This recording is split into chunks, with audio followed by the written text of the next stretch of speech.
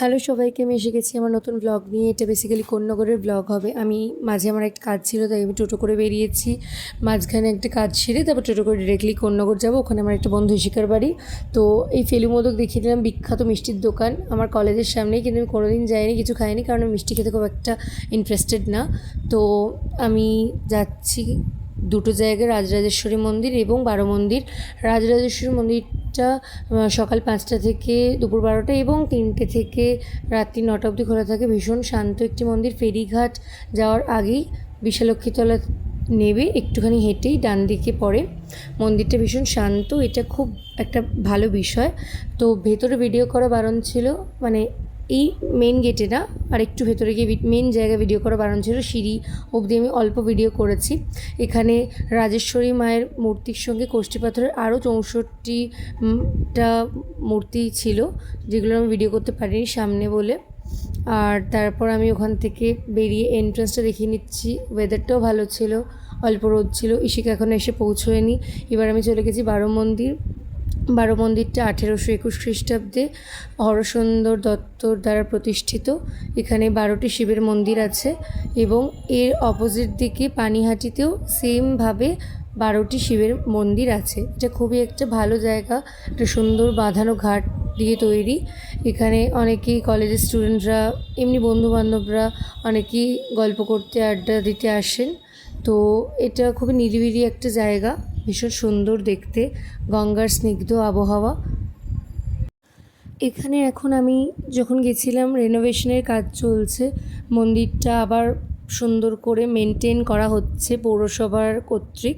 তো এখানে আমি সব মন্দিরগুলো সেপারেটলি আলাদা আলাদা করে দেখিয়ে নিলাম। ইভেন নামগুলোও ভালো করে বোঝা যাচ্ছে না, অনেক দিনের পুরনো মন্দির, তাই অনেকটাই অবস্থা খারাপ হয়ে গেছে, আবার নির্মাণ কাজ চলছে। তো আমি মন্দিরটা ভালো করে ঘুরিয়ে দেখিয়ে নিচ্ছি। এটা কোন্নগরে একটা বিশেষ জায়গা, যেটা ঘোরার জন্য খুবই উপযোগী, সুন্দর জায়গা। ভিডিও ফটো তোলার জন্য, যে কোনো ডান্স ভিডিও করার জন্য এটা খুব ভালো জায়গা। শুধু গিয়ে একবার পারমিশন নিয়ে নিতে হবে। তারপর আমি সব মন্দিরগুলো দেখানো হয়ে যাওয়ার পর ইশিকা তারপর এসে পৌঁছেছে। তারপর ইশিকা আমাকে এটা রিলও করে দিয়েছে, যেটা অলরেডি আমার প্রোফাইলে আপলোডেড ইনস্টাগ্রাম আর ফেসবুকে। তো আমি তারপর পুরো মন্দিরটা ঘুরিয়ে নিচ্ছি তোমাদের সবাইকে। তোমরা অনেকেই আশা করি এখনও পর্যন্ত জেনে গেছো আমার সব ভিডিওস দেখে। আমি এই আমার আশেপাশের জায়গার মধ্যে যে কোনো জায়গায় যদি ইতিহাস জড়িয়ে থাকে, সেই জায়গাগুলো যেতে এবং সেখানে টুকটাক ভিডিও করতে খুব ভালোবাসি। সেখানকার লোকাল লোকেদের থেকে জানতে সেই জায়গার বিষয়ে ভীষণ ভালোবাসি। তো সেটাই চেষ্টা করছি। আমি হয়তো অনেক উল্লেখযোগ্য জায়গা মিস করছি, আগামী দিনে সেগুলো আমি করার চেষ্টা করব, অবশ্যই তোমাদের সঙ্গে শেয়ার করব।